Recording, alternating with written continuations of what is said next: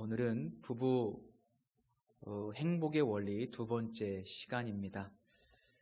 유명한 전도자였던 조지 휴필드 목사님께 어느 날 어떤 분이 곁에 다가오셔서 이렇게 질문을 했다고 합니다. 목사님, 저쪽에 서 있는 저 남자분 아시지요? 혹시 저 남자분은 그리스도인인가요? 이렇게 질문을 했습니다. 그때 이 휴필드 목사님께서 그 질문하는 사람에게 이렇게 대답을 했다고 전해집니다. 잘 모르겠습니다. 아직 그의 아내분과 이야기를 나눠보지 못했습니다. 하나님과의 파괴된 관계가 가장 극명하게 드러나는 곳이 부부 관계입니다. 그러나 또 반대로 하나님과 회복된 관계가 가장 뚜렷하게 드러나는 곳도 부부 관계입니다. 사도 바울은 그리스도를 경외함으로 피차 복종하라 라는 대원칙 아래 부부 관계는 상호 헌신과 상호 복종을 통해서 세워진다는 것을 말씀하고 있습니다. 지난주에는 아내를 향해 주시는 말씀을 함께 나눴는데 오늘은 남편들에게 주시는 말씀을 나누려고 합니다. 남편들에게는 아내를 사랑할 것을 말씀하셨죠. 아내 사랑하기를 그리스도께서 교회를 사랑하셔서 자신을 주신 것처럼 사랑하라고 말씀하고 있습니다. 이 명령은 지난주에 말씀드린 아내들에게 주신 말씀, 남편을 존경하고 남편에게 복종하라 라는 말씀처럼 굉장히 어렵고 좀 충격적인 말씀이라고 볼 수 있습니다. 사랑하되 그리스도께서 교회를 사랑하신 것처럼 사랑하라. 참 어려운 말씀입니다. 왜냐하면 이 말씀에 의하면 남자에게 있어서 결혼이라고 하는 것은 아내를 위해서 죽으러 가는 것이기 때문입니다. 죽을 준비가 되어 있지 않으면 결혼을 하질 말든지, 결혼을 했다면 아내를 위해서 죽을 준비를 해야 되는 것이 남성들에게 있어서 결혼입니다. 이 명령이 충격적인 또 다른 이유가 있다면 당시 유대 사회에서 우리가 이미 잘 알고 있는 내용인데 여인들은 숫자를 셀 때에 계수하지 않는, 숫자에 포함시키지도 않는 가부장적인 사회였습니다. 유대 사회가 그렇게 가부장적인데 여자의 인권과 남자의 인권은 동등하지 않은 사회였습니다. 그런데 그 당시에 아내를 사랑하라라고 하는 이 명령, 특별히 그리스도께서 교회를 사랑하신 것처럼 사랑하라, 이 명령은 굉장히 충격적인 내용입니다. 이 편지는 에베소 교회에 쓴 편지인데 당시 에베소 지역은 굉장히 성적으로 문란하고 타락한 지역이었습니다. 에베소 지역뿐만 아니라 사실 이 크게 보면 로마가 다스리는 그런 세계였는데 그 로마의 지배 아래에 있던 모든 지역들이 굉장히 정말 타락했던 사회였고 또 굉장히 비상식적인 사회였습니다. 얼마나 타락했는지 그 시대의 타락상을 알 수 있는 표현이 있습니다. 이런 표현입니다. 남자는 육체적 쾌락 때문에 매춘부를 거느리고 일상적 봉사를 위해서 첩을 두고 자녀를 기르고 집안일에 충실한 가정부를 필요로 하기 때문에 아내를 거느린다. 굉장히 충격적인 표현인데 그 당시에 가치관이 잘 드러나 있는 표현입니다. 아내는 그저 가정에서 자식들을 키우고 가정 일을 하는 그런 가정부와 같은 역할을 위해서 필요한 존재, 그렇게 인식을 했었던 시대입니다. 그래서 남편의 마치 재산이나 소유물처럼 인식되었기 때문에 그 시대의 아내를 사랑한다, 그리스도께서 교회를 사랑하신 것처럼 사랑한다, 어려운 이야기죠. 사실 그 시대는 남자가 나가서 밖에서 어떤 여자를 만나고 다녀도 여자들은 불평을 할 수가 없었던 시대입니다. 오히려 불평을 하게 되면 그런 여자는 속이 좁은 여자로 책망을 받을 정도였다고 합니다. 그냥 버릴 수 있는 그런 존재였던 것이죠. 그 당시의 시대적인 분위기를 보면 아내를 사랑하는 것도 힘들지만 아내만을 사랑하는 것은 더욱 힘든 일이었습니다. 그러니까 이런 배경 속에서 사도 바울은 한 몸의 원리를 제시하면서 아내만을 자신의 몸처럼 사랑할 것을 말씀하고 있고, 또 아내를 사랑하듯 예수님께서 교회를 사랑한 그런 수준으로 아내들을 사랑할 것을 말씀하고 있습니다. 굉장히 그 당시에는 충격적인 메시지가 아닐 수 없습니다. 흔히 남편들은 아내가 먼저 나를 존중해주고 또 내 말을 잘 듣고 순종하면 아내를 사랑할 수 있다, 사랑하겠다, 이런 생각을 하는데요. 이런 생각은 잘못된 생각입니다. 왜냐하면 이 성경 말씀을 보면 그리스도께서 먼저 교회를 사랑하셔서 자신을 주셨기 때문에 교회는 그리스도께 복종하고 또 그리스도를 경외하는 것이기 때문입니다. 그러니까 굳이 순서를 따져보자면 아내의 복종이 먼저가 아니고 남편의 아내의 사랑이 먼저라는 얘기죠. 마치 그리스도께서 먼저 교회를 사랑하셨던 것처럼 이것이 순서입니다. 그래서 아내의 복종보다 사실은 남편의 아내 사랑이 더 우선되어야 한다. 또 남편들이 이렇게 생각할 수 있습니다. 아내가 사랑스럽지 않기 때문에 사랑할 수 없다. 사랑할 만하면 사랑할 텐데 사랑스럽지 않다. 이렇게 생각할 수도 있습니다. 근데 본문의 내용을 보면 이 예수 그리스도의 지속적인 사랑과 돌봄과 섬김을 통해서 교회가 더 아름답고 영광스러운 존재로 변화되어 간다고 말씀하고 있습니다. 그러니까 주님께서 포기하지 않고 끝까지 교회를 사랑하시기 때문에, 처음부터 교회는 사랑스럽지 않았지만 그러나 주님이 끝까지 사랑하시고 돌보시기 때문에 이 교회가 끝내 더 사랑스러운 존재로 변화되어 간다는 겁니다. 영광스러운 교회로, 흠이 없는 거룩한 교회로 계속해서 변화되어 간다고 말씀하고 있죠. 그래서 이 부부의 원리에 그대로 적용할 수 있는데, 아내가 아름답기 때문에 혹은 아내가 사랑스럽기 때문에 사랑하는 것이 아니고, 물론 사랑스럽지만 그런 조건이 먼저가 아니라 남편이 먼저 무조건적인 사랑으로 아내를 사랑하기 때문에 아내가 더 사랑스러워진다라고 적용해 볼 수 있을 겁니다. 남편이 먼저 사랑하기 때문에 사랑스러워지는 겁니다. 사랑하기 때문에 더 아름다워지는 겁니다. 이것이 성경의 원리이고 복음입니다. 내가 먼저 사랑하면 사랑스러워지는 것이죠. 만약 아내가 사랑스럽게 느껴지지 않는다면 누구의 책임이에요? 남편의 책임이에요. 남편이 사랑하지 않은 결과 사랑스럽지 않은 겁니다. 사랑하게 되면 더 사랑스러운 존재로 변화되는 것이 아내입니다.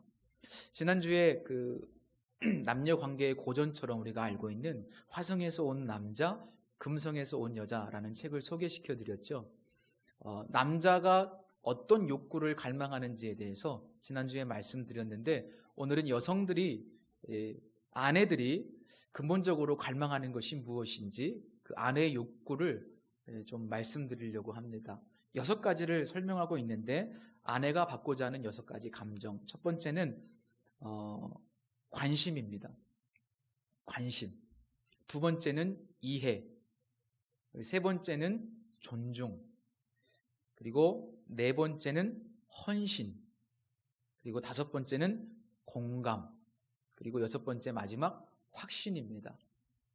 이 6가지 욕구를 다 종합하면 한 단어로 사랑이라고 표현할 수 있습니다.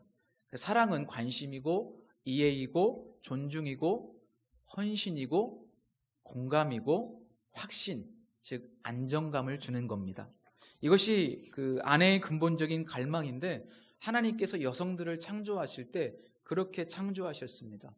오늘 말씀 29절에 보시면 사랑이 구체적으로 양육과 보호라는 형태로 나타나게 되는데요. 이 표현의 의미는 아주 소중히 여기다, 소중히 여기다, 아끼다, 보물처럼, 그리고 따뜻하게 하다, 보호하다, 이런 의미들을 가지고 있는 단어입니다. 이 의미들을 잘 생각해 보면 여성들이, 아내들이 받고자 원하는 그 6가지 감정과 연결되어 있죠. 그래서 이 6가지의 감정을 잘 채워주는 것, 그것이 바로 사랑이고 또 섬김이고 양육입니다. 이렇게 좀 사랑을 표현했으면 좋겠습니다. 가정사역자 송기론 목사가 많은 책들을 썼는데 그 스위트홈 바이블이라는 책 썼습니다. 그 책에 보니까 아내를 행복하게 해주는 5가지 영역의 언어가 소개되어 있었습니다. 아주 쉽습니다.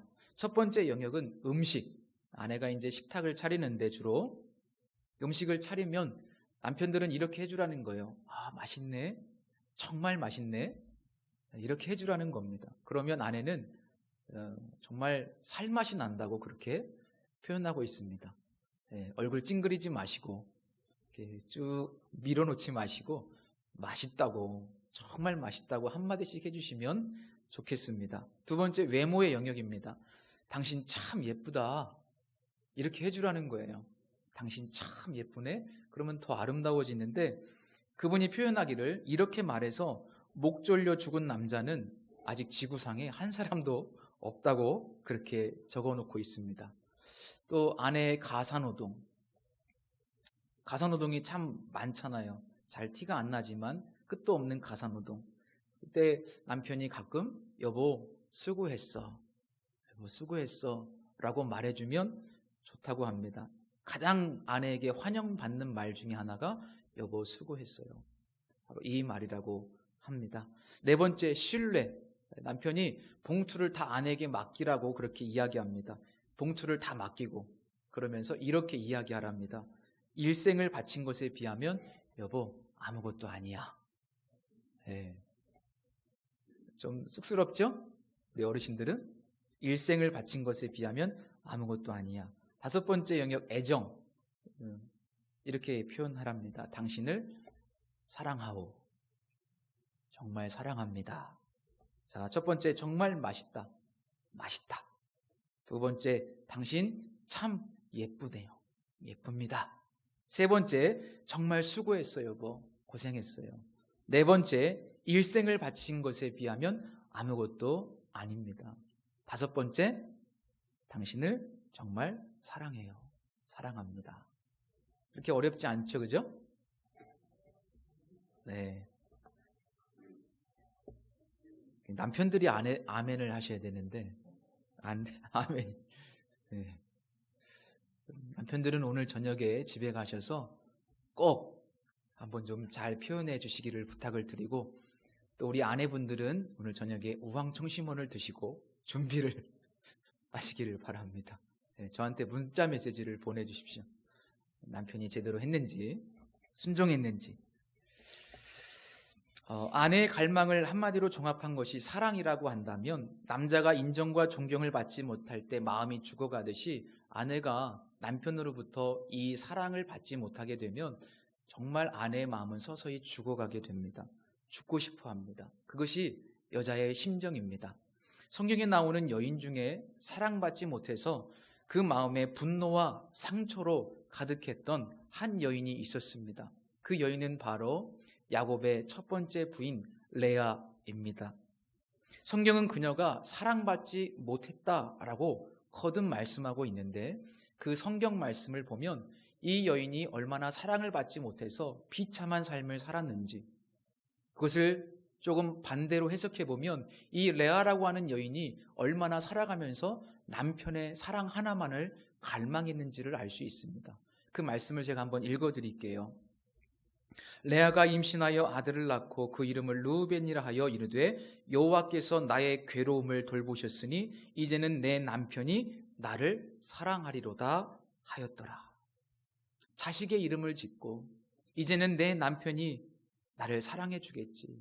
그래서 보통 그 당시의 이름은 남자가 짓는데 이 여인이 아들의 이름을 짓습니다. 그만큼 야곱이 관심이 없었던 것인가, 그런 생각도 들고요. 이제는 내 남편이 나를 사랑하리로다. 그가 다시 임신하여 아들을 낳고 이르되 여호와께서 내가 사랑받지 못함을 들으셨으므로 내게 이 아들도 주셨도다. 얼마나 한이 많았으면 둘째 아들을 낳고도 내가 사랑받지 못함을 들으셨으므로 이 아들도 내게 주셨도다 하고 그의 이름을 시므온이라 하였으며, 그가 또 임신하여 아들을 낳고 이르되 내가 그에게 새 아들을 낳으리니 내 남편이 새 아들을 낳았으니 내 남편이 지금부터 나와 연합하리로다. 그래서 그의 이름을 레위라고 짓습니다. 한 여인이 삶을 살아가면서 정말 비참한 인생을 살게 됐는데 그 원인은 남편의 사랑을 못 받아서 그렇습니다. 다른 것이 아니죠. 아무리 상황이 힘들고 어려워도 남편의 사랑만 충분히 받았다면 이렇게 한많은 인생을 살지는 않았을 겁니다. 안타깝게도 레아는 정말 가장 소중한 것, 여인으로서 가장 중요한 것, 남편의 사랑을 받지 못했던 겁니다. 하나님께서 남편의 사랑을 받으면서 행복한 삶을 살도록 창조하셨는데 남편의 사랑을 통해서 더욱 온전한 삶이 될 수 있도록 결혼이라고 하는 제도를 만드셨는데 또 남편을 통해서 모든 것을 내어주는 이 그리스도의 놀라운 사랑을 경험하고 더 거룩해지도록 의도하셨는데 과연 남편들은 저를 포함해서 모든 이 땅의 남편들이 그 사명을 잘 감당하고 있는지 깊이 한번 성찰해 보아야만 합니다. 결혼해서 내 아내가 나 때문에 더 행복해졌는가? 작년과 비교했을 때 올해가 더 예수님을 닮아가고 더 거룩해졌는가? 남편 때문에. 왜냐하면 남편은 가정의 머리이기 때문에 이 모든 책임이 남편에게 주어졌다는 것을 기억하시기를 바랍니다. 남편은 이제부터 더욱 아내의 신앙을 위해서, 신앙의 성숙을 위해서, 그리고 또 아내의 행복을 위해서 필요하다면 어떤 희생이라도 감당할 준비가 되어 있어야만 합니다. 예를 들면 그런 겁니다. 제가 아무리 목사의 역할을 감당한다고 할지라도 제 아내가 병들어 있고 그래서 목회를 할 수 없다면 아내의 케어를 위해서 목회직도 내려놓을 수 있어야 된다는 겁니다. 가장 중요한 건 부부관계. 가장 중요합니다. 이 부부관계, 부부 코이노냐가 되지 않으면서 사역을 한다. 이것은 성경적이지 않다는 겁니다. 모두에게 동일합니다. 아내의 행복을 가장 중요하게 여기시기를 바랍니다. 마치 자신의 몸을 돌보듯이 아내를 돌보고 섬기실 수 있기를 부탁드립니다. 오늘 25절 말씀에 보면 자신을 주심같이라고 표현하고 있죠. 자신을 주심같이. 예수님께서 교회를 위해서 자신을 주심같이, 이 자신을 주셨다라고 하는 표현은 이런 의미입니다. 항복하다라는 의미입니다. 포기하다라는 의미입니다. 던지다라는 의미입니다. 예수님께서 교회를 세우시기 위해서, 예수님께서 교회를 사랑하셔서 자기의 생명을 던진 것처럼, 자기 자신의 모든 것을 내려놓고 포기한 것처럼 그렇게 남편은 아내를 위해서 자신을 포기할 수 있어야 된다는 겁니다. 일보다, 때로는 나의 성공이나 성취보다, 때로는 나의 취미생활보다 아내의 행복이 더 우선이라는 겁니다. 제가 부교육자로 청년 사역을 할 때 제가 섬겼던 교회 청년이 분당에 있는 선한 목자 교회에서 결혼식을 했습니다. 결혼식 주례는 그 교회 담임 목사님이셨던 유기성 목사님께서 주례를 하셨습니다. 그때 제가 평생 잊지 못할 주례를 들었습니다. 제가 들은 주례문도 지금 기억 잘 못하는데 그때 거기에 참여해서 들었던 그 주례가 아직도 귀에 생생합니다. 제가 알기로 그 유기성 목사님은 딸만 2분 있는 것으로 알고 있거든요. 근데 그 목사님께서 신랑에게 이렇게 부탁을 하셨습니다. 형제님, 더도 말고 덜도 말고 저 옆에 앉아있는 장인 어른이 이 딸을 사랑하는 것만큼만 아내를 사랑해 주십시오. 제가 이 주례를 듣는 순간 마음이 무너졌습니다. 저 앞에 앉아 계신 장인 어른이 이 딸을 사랑하는 그만큼만 아내를 사랑해 주십시오. 순간 저의 장인 어른이 생각났습니다. 나는 과연 장인 어른이 이 딸을 사랑했던 것만큼 그렇게 아내를 사랑하고 있는가? 그렇게 사랑하지 못하고 있었습니다. 그리고 저도 딸 자식을 가지고 있잖아요. 딸이 있잖아요. 마음에 그런 소망이 드는 거예요. 갑자기. 야, 내 사랑하는 딸, 눈에 넣어도 아프지 않은 그 딸이 나만큼만 그 딸을 사랑해주는 남자를 만났으면 좋겠다. 뭐 더도 말고 덜도 말고 나만큼만 이 딸을 사랑해주는 그런 남자를 만났으면 좋겠다. 이런 생각이 드는 겁니다. 오늘 본문에 그리스도께서 교회를 사랑하시고 그 교회를 위해서 자신을 주심같이라는 말씀이 있는데, 이 목사님께서는 주례를 하시면서 이 주님의 사랑을 아주 현실적으로 알아듣기 쉽게 그렇게 표현하신 거예요. 장인 어른의 사랑만큼만 사랑해달라. 물론 예수님의 사랑을 보면 비교할 수 없겠죠. 장인 어른의 사랑을. 그러나 그만큼만 사랑해달라. 그만큼만 사랑해줘도 얼마나 행복하겠습니까?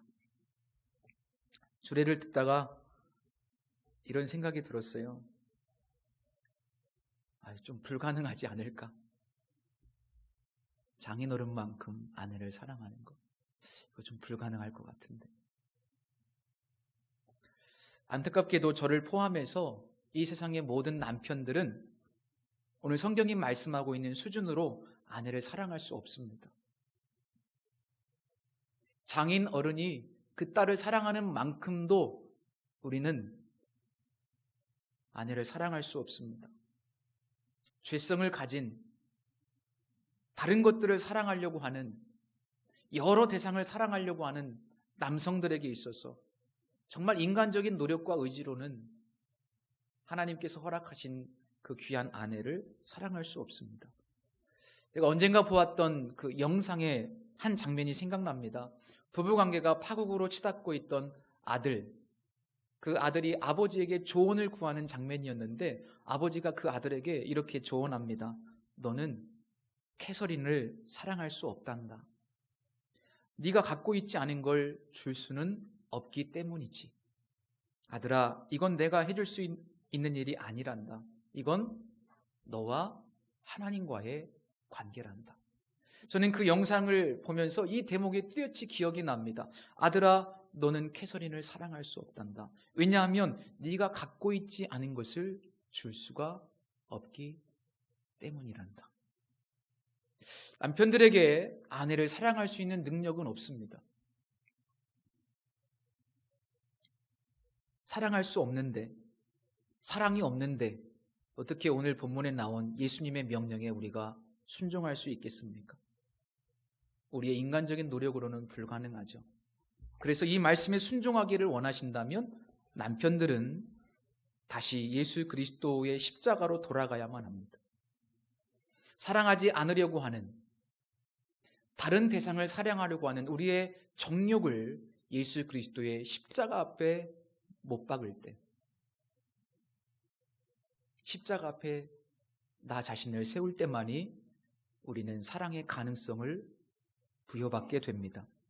예수 그리스도께서 나를 얼마나 사랑하셨는지, 그분이 나를 사랑하셔서 나를 구원하시기 위해서 십자가에서 어떤 대가를 지불하셨는지 날마다 그 예수 그리스도의 십자가를 묵상할 때, 그리고 아내를 사랑할 수 있는 능력을 주시기 위해서 지금도 내 안에 머물고 계신, 내 안에 계신 주님을 우리가 바라보고 의지할 때, 그때만 우리는 아내를 주님 수준으로 사랑할 수 있는 가능성을 얻게 됩니다. 어떤 순간에도 그리스도의 수준으로 사랑하기를 포기하지 마십시오. 나는 불가능하기 때문에 포기하는 것이 아니라 주님이 내 안에 계셔서 사랑할 수 있는 능력을 주시고, 그 수준까지 우리가 평생 살아가면서 다다를 수는 없다고 할지라도 거기에 이를 수 있기를 포기하면 안 됩니다. 주님은 오늘 우리에게 포기하지 말라고 말씀하십니다. 그 높은 사랑의 수준을 우리에게 주시면서 결코 포기하지 말고 끝까지, 왜냐하면 예수 그리스도가 교회를 한 번도 포기한 적이 없기 때문에, 주님 다시 오실 때까지 주님은 이 교회를 포기하지 않으시기 때문에 그렇게 포기하지 말고 실패했더라도 또 다시 예수 그리스도 안에서 아내를 사랑할 수 있기를 부탁을 드립니다. 일본의 아주 유명한 작가인 미우라 아야코 여사가 있죠. 이 미우라 아사코 여사가 남편에 대해서 소개한 글을 읽은 적이 있습니다. 조금 길지만 한번 읽어드릴게요. 이 미우라 아야코 여사는 아시다시피 참 질병이 많았지 않습니까?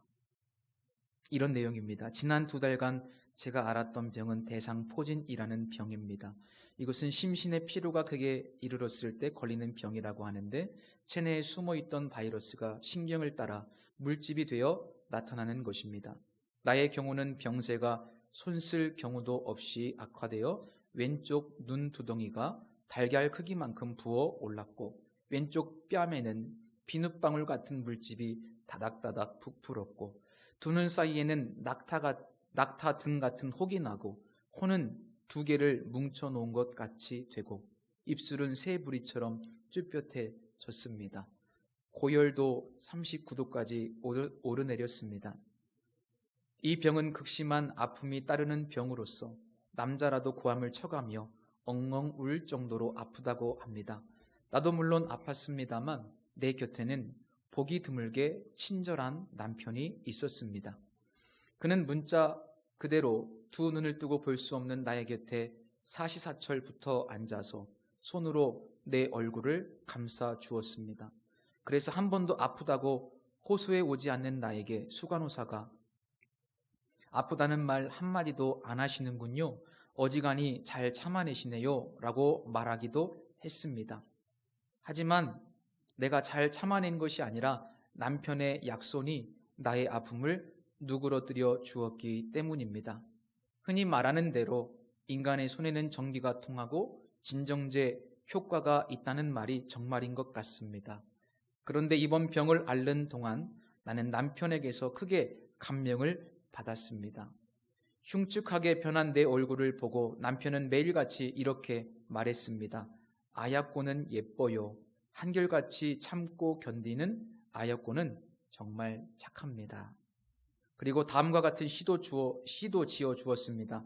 계란처럼 크게 부풀어 오른 뺨, 고름이 질퍽한 코에 아픔을 참고 또 견디는 아내의 입으로 흐르는 말소리는 아름다워라. 나의 남편의 태도에서 결혼식 때 주례 목사님의 말씀이 문득 떠올랐습니다. 그것은 건강할 때에도 아플 때에도 그대의 아내를 사랑하겠습니까? 하는 물음이었습니다.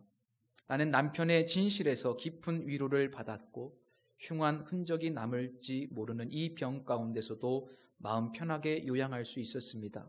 비록 내가 일생 동안 낫지 않는다고 하더라도 남편은 이런 나를 변함없이 사랑해 줄 것입니다. 나는 이번 병을 통해 사랑을 소박한 안목으로 다시 보게 해주신 하나님께 진심으로 감사하고 있습니다. 이런 내용입니다. 남편을 통해서, 구체적으로 남편의 사랑을 통해서 사랑하는 아내분들이 더 주님을 닮아갈 수 있고, 남편을 통해서 크신 주님의 사랑을 경험하는 통로가 될 수 있기를 축복합니다. 기도하겠습니다. 하나님께서 부부의 만남을 통해서 삼일체 하나님의 존재 방식 코이노니아를 깨닫게 하시고, 남편의 사랑을 통해서 교회를 향한 주님의 사랑이 얼마나 큰지를 경험하도록 하시기 위해서 만남을 허락해 주셨습니다.